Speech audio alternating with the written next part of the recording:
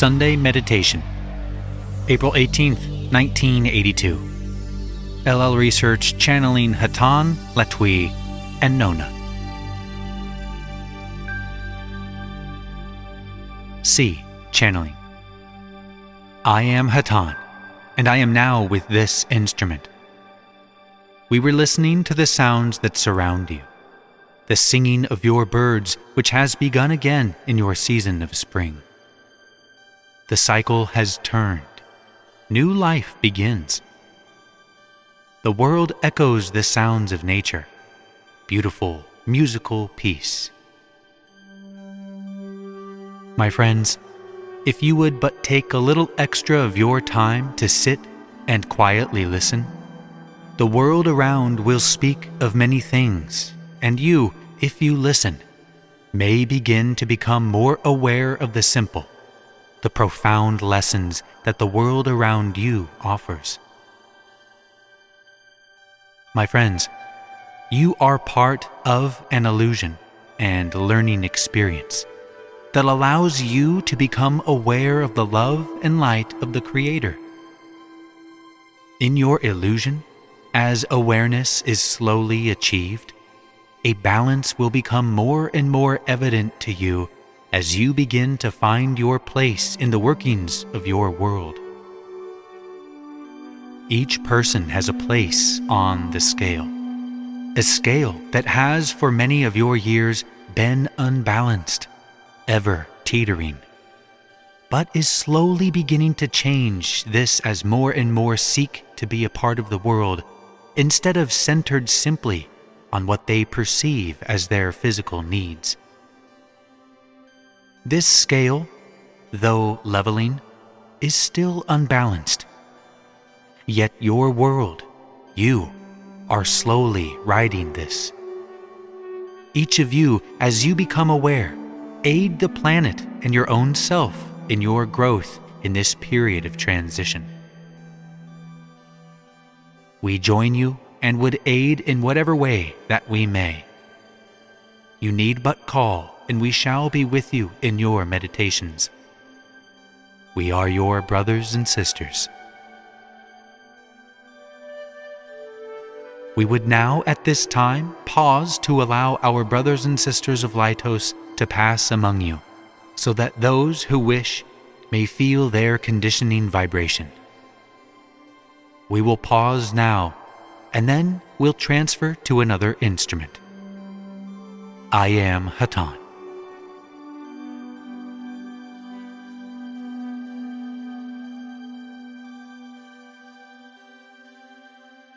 Carla, channeling. I am Hatonn, and I greet you, my friends, in the love and in the light of our infinite Creator. I continue through this instrument. I and my brother Lightos thank you for the opportunity of blending our vibrations with yours. It is a great blessing to share consciousness with you.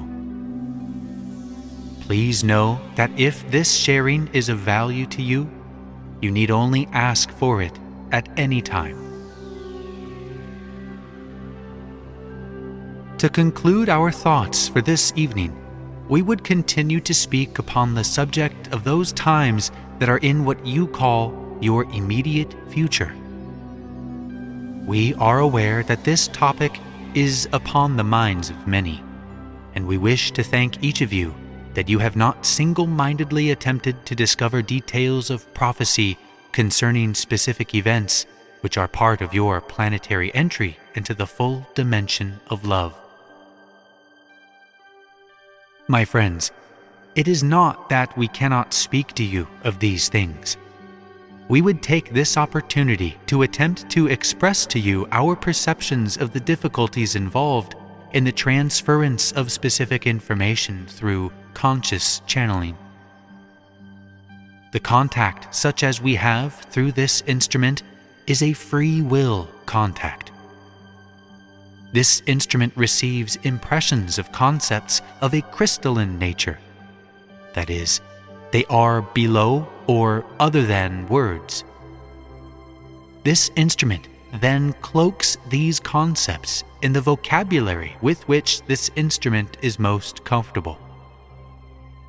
In any free will contact of this nature, we expect and encourage a certain amount of communication by the instrument through the instrument, as well as communication by the Confederation through the instrument. This portion by the instrument consists of those biases, concepts, and ways of approaching subjects that are unique to that instrument, and therefore make our very simple message more varied, more inspiring, and more interesting to those who seek and who listen to these communications. The same free will, my friends, causes specific information to be quite difficult to transmit. For as we transmit, we ourselves are functioning in free will.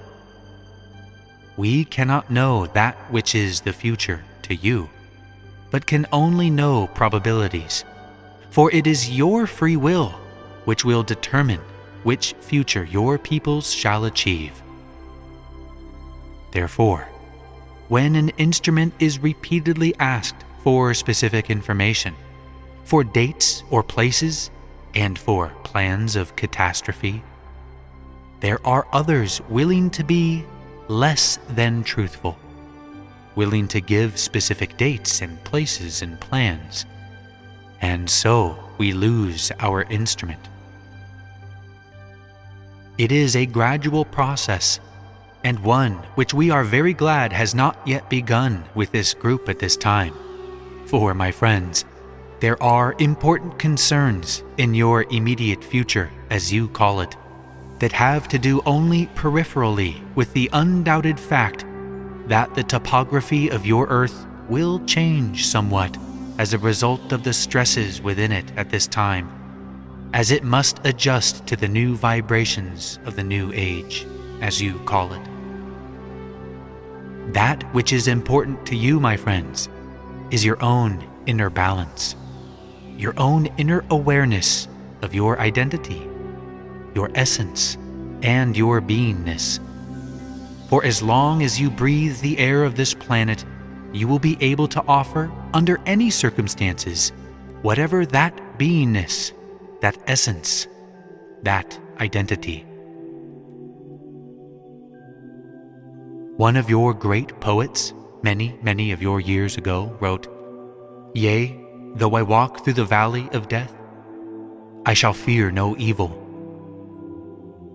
This was, of course, a translation from another language, but the concept, my friends, is infinitely important compared to the details of earth changes. We ask you to be aware that at each moment, presences guard you in life and in death. Your consciousness is not subject to this death. You have, before incarnation, chosen some things which you may wish to do.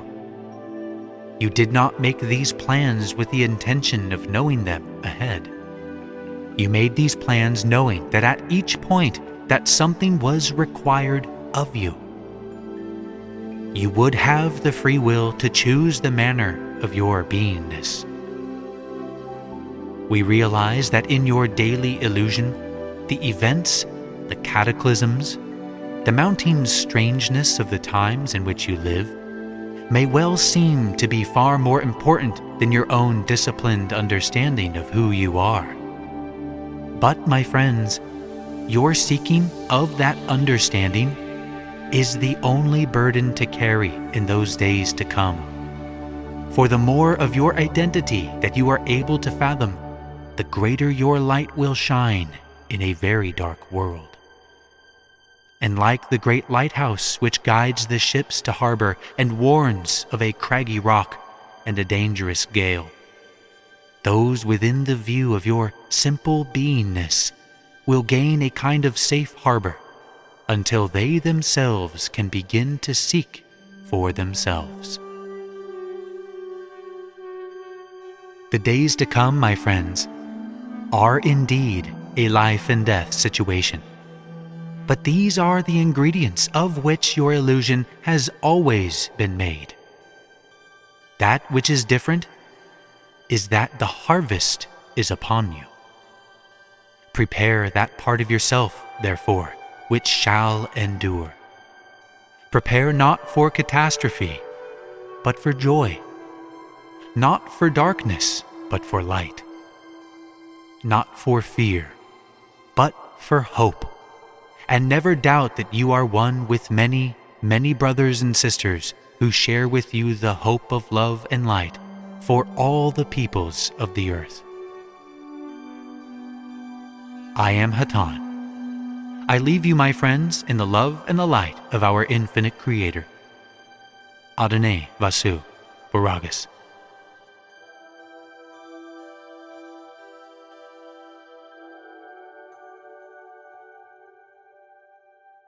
Jim, channeling. I am Latwii, and I greet each of you in love and light.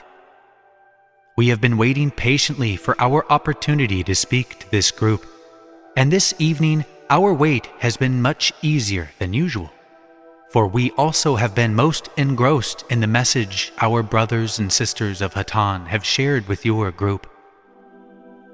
We at this time would hope that our encore, shall we say, shall be of equal value or some value approaching that of the message you have heard this evening.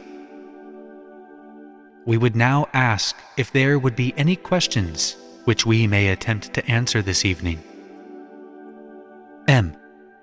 Yes, I have one, I believe. It's not terribly important, but a curiosity. It seems that a few years back, the messages of then were that the harvest was coming and that there was very little time. Not very many people were going to make it. And for the first time, I can recall Hatonn spoke to us about the balance, and more people were going to the other side, understanding what this experience was all about. Is this, in fact, accelerating our people of Earth, understanding our purpose more? Latwii. I am Latwii, and am aware of your query, my brother. The people of your planet are now experiencing those times which have long been foretold by those whom you call prophets.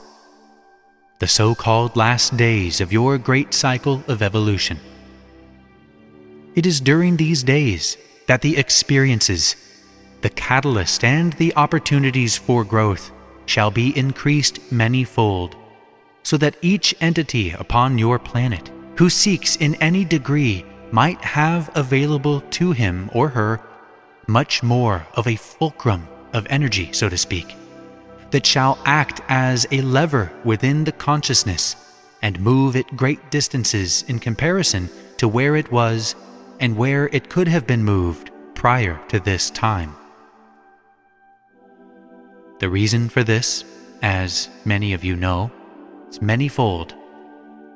The entities now incarnating on your planet have, for some period of time, maximum possible polarization. Those entities who were nearest the harvest, for the time grows short and only those entities could benefit by now being incarnate on your planet. This fact, when combined with the fact that the inconveniences, shall we say, have well begun and do themselves provide much more opportunity for the seeking, creates a situation in which, if an entity wishes to know the truth of its being, this truth is ever closer and less veiled, shall we say, to the entity who seeks it. For those experiences which seem to be of major or minor cataclysmic effect, those experiences of the, shall we say, sagging economy, of the threats of nuclear war, of the prophecies of great earth changes, of the difficulties in interpersonal relationships, in the confusions of the personal journey of seeking. All these experiences and events magnify for an entity who seeks the truth, the ability to find that truth. For each such experience does pose the question for the entity, the question being, What is the meaning of this life in which I experience and see these events? May we answer you further, my brother? M. No, thank you, Latwii. Latwii. I am Latwii, and we thank you. Is there another question? Carla. I have a question from L. L was asking if Gypsies were a race apart from others, and perhaps like the Chinese who came from Deneb, from a certain star system or a certain origin that was different than the other peoples of Earth. Latwii. I am Latwii, and am aware of your query, my sister. To recount the origins of those whom your people call the Gypsies is indeed a difficult task. For one aspect of these entities that those here are aware of, that being the wandering nature, is a facet which has colored these entities for their entire history, shall we say, upon your planet. These entities, therefore, are of many roots, the majority of which coming from the areas of your Mediterranean Sea have, from times long past, been the caretakers of the codes and systems of secret knowledge, that which follows the mystic path. Many schools of seeking the one Creator have evolved upon your planet in its past. Each path has been fortified, more or less, and its tenets have been propounded within the walls of the secret schools. There have been, from time to time, attempts by other forces to purge various cultures of these mystery schools and their secret rites, for they were considered other than a normally accepted society. And as is the case, even unto this day in your own society, such entities who are too far removed from normal acceptance are often shunned and ostracized. Therefore, these entities known to you as Gypsies have their origins in a variety of lands in the area which borders the Mediterranean Sea, some of these lands being Egypt, Turkey, and Greece. When these mystery schools were attacked, and when efforts were made to cease their functioning, those in charge of the teachings would remain viable and could be passed on in what is called the future to other entities also seeking the same truth. Therefore, those who you call the Gypsies have been wandering from home to home and land to land, and from age to age throughout the history that has been written upon your planet. And few there are of these entities remaining true to the teachings which they sought to preserve unto this day. For all teachings are subject to distortion, to loss, and to forgetting. May we answer you further, my sister? Carla. Yes, 2 questions.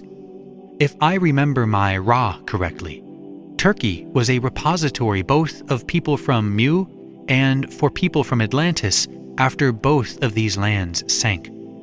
But mystery schools were Atlantis' strong suit. It would be logical then to suspect that it is Atlantean mystery schools that were the basis of the Gypsies' store of knowledge. Is this correct? Latwii. I am Latwii, and am aware of your question, my sister. This is basically correct, for the lineage of most of these mystery schools is traced to the Atlantean era, its middle and latter portions, though some few of these schools were in existence as a result of other cultural influences, specifically speaking now of the Egyptian culture, which was able to maintain an identity unique even in the times of the Atlantean culture. May we answer you further, my sister? Carla. Yes, the other question is the teachings of these systems which are called mystery schools. Are they at heart a purely service to others-oriented school of teaching? Side 1 of the tape recording this session ends here. We continue on Side 2 with Jim channeling Latwii. I am Latwii, and am once more with this instrument. These mystery schools may be generally classified under the area which you are already familiar with as the Tarot, the Astrology, and the Tree of Life, or that which is more commonly known as ritual magic. Each attempt at codification of the path of seeking the one Creator has as its foundation the service to others polarization. Through the ages, each system has undergone various distortions, as those in whose trust they were placed have altered these teachings. Some alterations also being of service to others polarization, others being of the negative polarization, what you would call the service to self polarization. The amount of distortion within each system presents the greatest difficulty to the student of the system. For many other editions, shall we say, or fields of knowledge, have been blended with each of these three systems, and has resulted in a system in each case which is quite far removed from the original. Therefore, both the distortions present in each system and specific distortions of negative orientations present the student of each system with the greatest difficulties in penetrating the symbolism involved in each way of knowing. May we answer you further, my sister? Carla. No, thank you, Latwii. I think I've caught right up with you. Latwii. I am Latwii, and we are pleased that we have not left any in our ancient dust. May we ask if there be another question at this time? M. Yes, I have a question. Why is it that some people I know are so afraid of the supernatural or the unknown? They feel that somehow it's something evil, and to me it's just knowledge. Why do we have that different opinion? Latwii. I am Latwii, and am aware of your query, my sister. The unknown, to those who do not seek it, is a great mystery, a great challenge, and represents to such an entity the part of its own being which is yet unexplored, and is unexplored, for there is some reason within this entity to fear that part of itself which it has not chosen to explore. For each entity holding the view that that which you call the supernatural is evil, there is a unique reason for this view. Many entities fear that which they have begun to find within their own being, that which expresses to them some ramification of this supernatural realm, but which they have had some difficulty in comprehending. Many entities have had some kind of experience of a supernatural nature early in their incarnation, and have been unable to assimilate its occurrence and its meaning within their being. And this new information has so overwhelmed their ability to assimilate it that they have, in fact, shoved it aside and forgotten it on the conscious level. Yet it remains in their unconscious as a possibility for future exploration, if only they would journey that path. Yet the fear of further journey remains, and only this fear filters into the conscious mind, so that the similar experience of another will again trigger this fear within their own being. May we answer you further, my sister? M. Well, they don't really fear evil. They just fear itself. Is that it? Latwii. I am Latwii, and am aware of your query, my sister. The fear is the result of the difficulty with the experience at a previous time, and that which is feared might also be forgotten, so that only the fear surfaces. The fear over a long period of time, might itself begin to fade, so that only the coloration of what the entity then describes as evil remains. That which is feared is most often called by your peoples evil. May we answer you further, my sister? M. Thank you. You've answered me. Latwii. I am Latwii. We thank you. Is there another question at this time?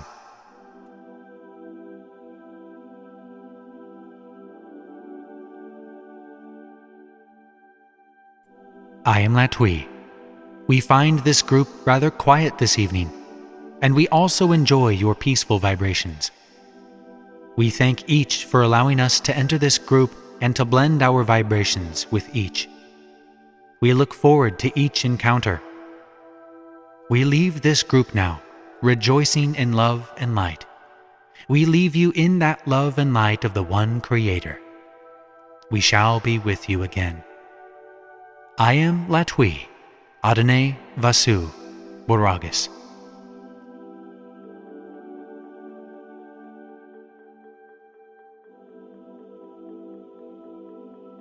C. Channeling. I am Nona, and am now with this instrument. We have been called, for there is concern of those who are close, a part of this group who are at this time experiencing difficulties with their physical vehicles. And we are called for concern of this group, for your planet, and the conditions faced in this period of your time.